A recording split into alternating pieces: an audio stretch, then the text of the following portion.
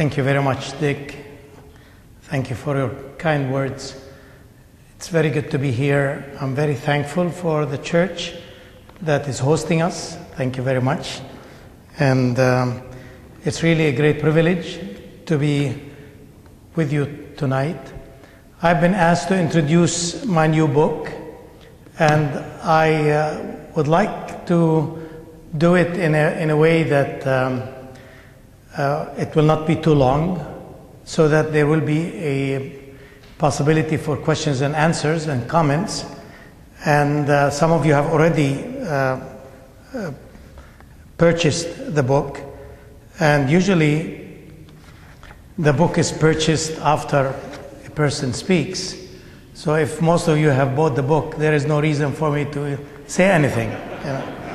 But since some of you have not done it, so let me just say a few words. I'm thankful to God that in this journey that God has given me, that I am always seeking to witness for truth and for justice. I spent most of my ministry in the parishes, just like any other minister, any other priest, trying to really be faithful in my ministry. But because I had this one experience as a boy when we were driven out by force from my hometown, this experience just stayed with me. And it was for many years probably suppressed, so I did not talk about it very much. But I felt more and more that God was leading me to really work for justice and for peace. Because the experience that I experienced as a boy was an unjust experience. When the Zionists came to my hometown south of the Sea of Galilee and occupied the town with we did not have any army, there was no violence, there was no killings. We were just occupied. And then a few days later, they gave us 2 hours to get out of our homes. And we lost everything and started a new life in Nazareth. And I went to primary school in Nazareth, and then high school, and then came to the United States and studied, and went back and started my ministry. So God, by the grace of God, I was led to write a theology, a contextual theology for my people, which we called Palestinian Liberation Theology. So it's a theology that comes out from my context in life, the context of my own people in life, because many of my Christian brothers and sisters felt that God abandoned them in 1948, that they felt they did not do anything to Jews.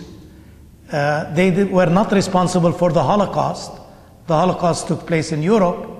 The Palestinians had nothing to do with it. And yet we lost our country to accommodate a Jewish state. So many people were angry at God and angry that this has happened. And I felt that God was leading me to say, no, in spite of everything, God in Christ is with us. Even in the tragedy, in the midst of the tragedy, God is with us. And how can we maintain our faith when we are living under occupation?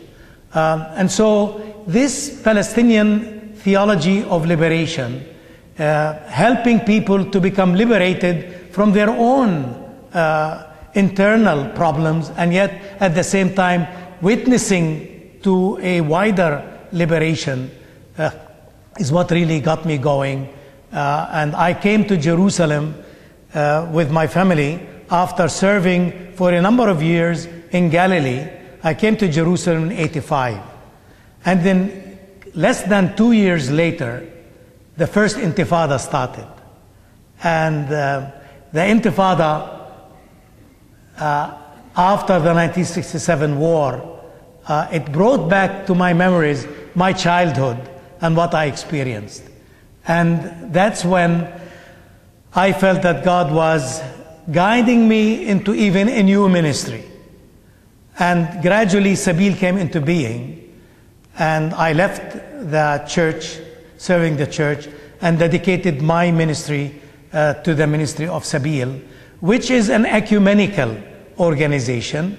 It is not really affiliated with any one denomination.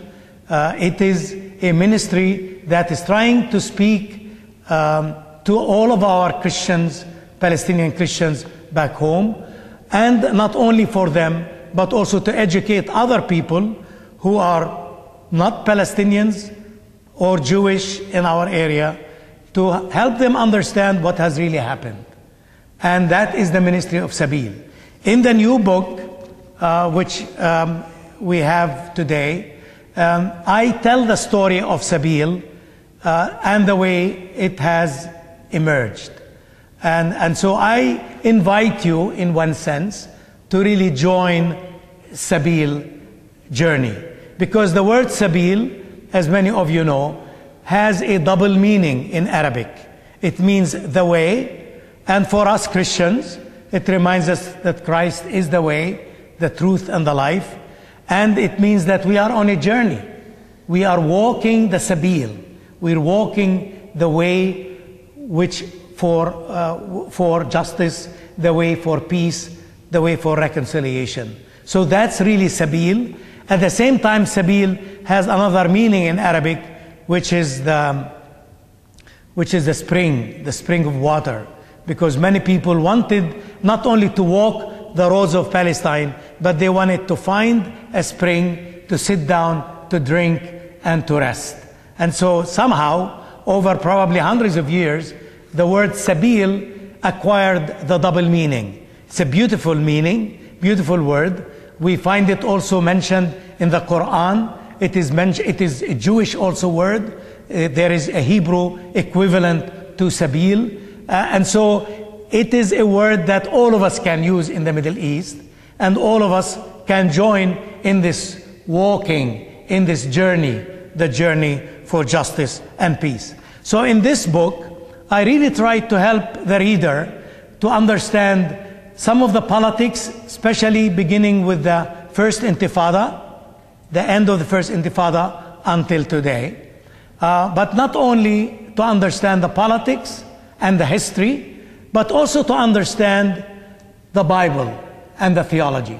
So if you are interested in history and politics, and you feel you are bogged down with the Bible and the theology, skip and go to the third section of the book, where I pick up other history and other politics and takes you to the end.